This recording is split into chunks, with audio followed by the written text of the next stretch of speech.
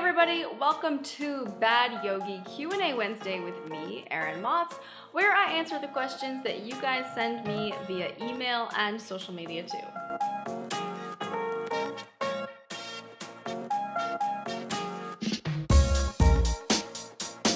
Here's the thing. Our wedding is literally right around the corner. Finally! And I've been talking a lot on social media about my gym routine and my yoga routine, but I haven't gone into great detail. So of course I've gotten a lot of questions about what exactly I'm doing and everything around my schedule with this. So I thought I would just address it in one big Q&A. As I talked about before, I have definitely put on a little bit of added fluff over the past year and a half. I think moving to France, changing my lifestyle a little bit, just kind of set me off course in terms of eating well and really taking good care of myself. So once we set our wedding date, I kind of made that my target for, okay, this is the kind of thing I have in my mind. I want to get back on track and really get back to where I was in terms of my fitness by that time frame. So let's go general overview. The super broad thing of what I did was towards the closer date of the wedding, I started doing really light intermittent fasting.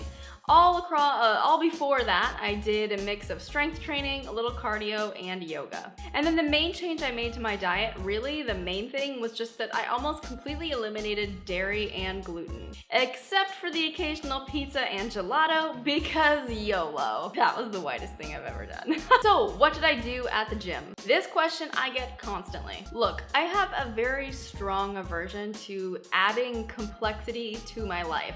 So my gym routine is not difficult. My goal was never to enter a bikini competition or really lean out like crazy.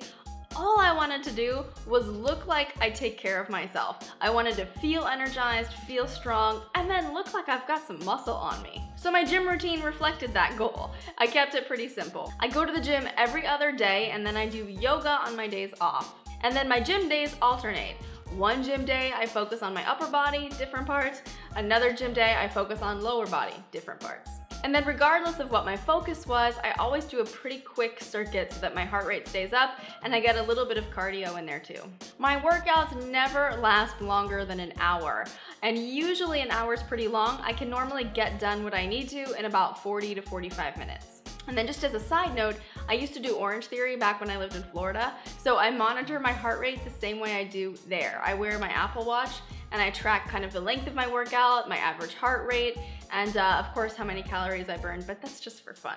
Now my yoga routine was equally simple. I kept my practices to 30 or 40 minutes on most days. I did the Perfect Body Yoga Program classes, and then I did the PBYP Express classes on days where I just didn't have enough time. And then occasionally, I just flop around on my mat for 15 minutes and call it a day. You gotta do what you gotta do. Fit it in while you can. And lastly, let me just vouch for the fact that no physical goal will be accomplished unless your nutrition is also on point.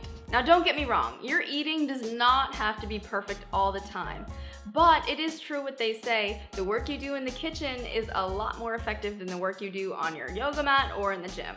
For example, at one point I was working out really hard and doing yoga almost every day, and it was like my body wasn't budging. Nothing looked like it was leaning out. I didn't feel like I was improving at all.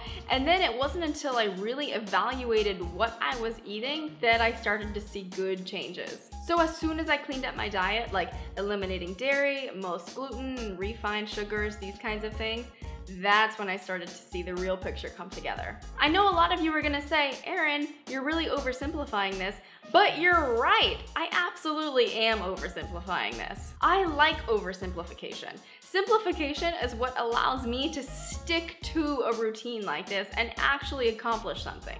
Anything that's too complex, I guarantee you I'm not going to do. And I think a lot of us are the same.